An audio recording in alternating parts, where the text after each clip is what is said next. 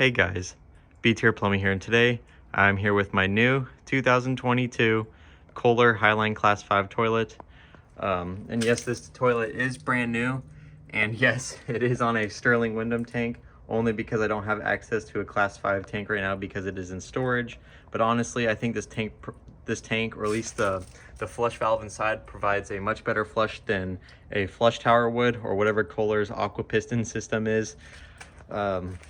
It is a little bit dirty. I do apologize for that. I didn't really clean it up just because it didn't need it, but there's some of this dusty stuff, but it doesn't make it look that bad. But if y'all prefer that I make these look brand new when I film them, please let me know, and I will take the time to clean these up as much as possible. But this is a 1.1 to 1.6 gallons.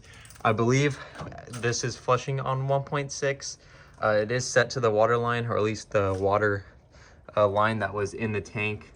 Like you can see where the minerals are, that's what I just set it to, which is right on the top of the overflow. So I can imagine that's probably how it came. But and like I said, in my opinion, this tank, or at least the flush valve in it, provides a much better flush than the aqua piston would.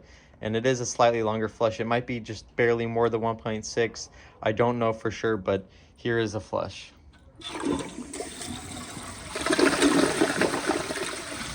Now, this is probably something I would put in my bathroom if it was elongated. I'm not a huge fan of round toilets. I prefer elongated, but it is comfort height as far as I'm aware, so that part is nice, and I do like comfort height toilets. One thing about these Kohler toilets too is the bases on them are just super long, so I've seen it where the wall touches the back of the bowl or the trapway sometimes, or there's just like that much space because of the super oblong shape of the bottom of the bowl. But here is another flush.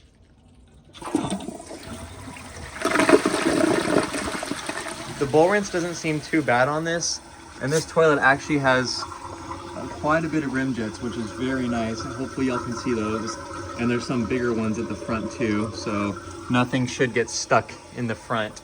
Now for the back, that would have been nice if they could have added some slightly larger rim jets as well. There's plenty of rim jets in this toilet, but I've seen it plenty of times where there's just splatter, I guess, if that makes sense, that gets stuck to the back, or sometimes toilet paper will get stuck to the back of the bowl.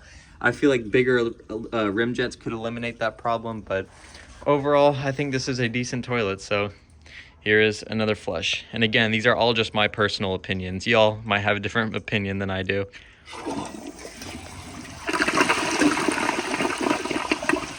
The siphon is really strong on this toilet too, so I'm gonna go ahead and put y'all on my tripod and give y'all some more flushes. This video probably won't be any longer than 4 or 5 minutes, just because this is not the most exciting thing in the world. There's much better toilets that I have in my collection that I'd rather spend 6 to 10 minutes, I guess, filming, like this standard tri-bore right there. But the tank is almost full, and the tank is full, so here is another flush.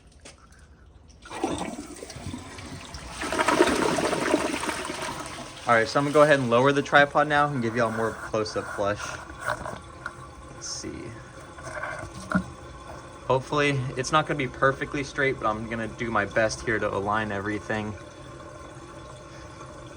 This ball joint is very stiff and it's very hard to adjust, so sorry if my camera's going all over the place, but the tank is now just about full, and here is a flush.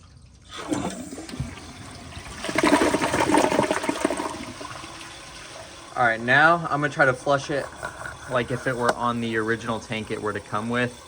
I won't be able to get it perfect, as I've never seen one of these before really, so I'm gonna just guess this is how it would flush. So here we go. That was still a lot more than I had wanted to flush through, so let me go ahead and just fill up the bowl to the water line, fill up the tank about halfway, and then I'll give y'all another flush. So, and this toilet also does have a pretty large siphon jet. Hopefully y'all can see that, but all right, the tank is about halfway full, so I'm gonna go ahead and flush it, and let's see if this flushes like it would with all original parts.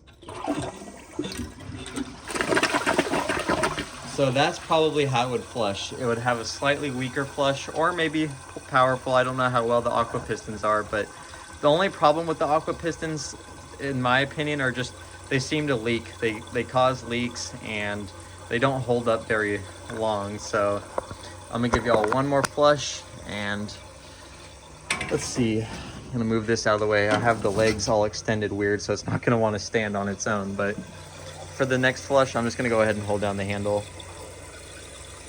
The tank is almost completely filled. Alrighty, here is a handle held down flush.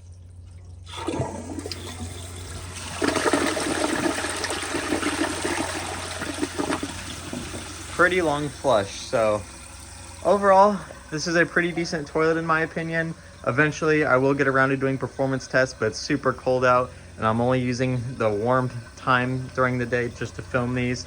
So and hope probably for a while there won't be a lot of flushometer videos again, because it's gonna start freezing. Like the low tonight is 35, which if it were, let's see, 3 degrees colder, it would be freezing point. So I definitely wouldn't want to risk anything freezing. And most of my toilets are in storage, and then the rest of them I'm just gonna have to empty them out or put some weird water absorbing gel in there so they don't freeze. But yeah, I really hope y'all enjoyed this video.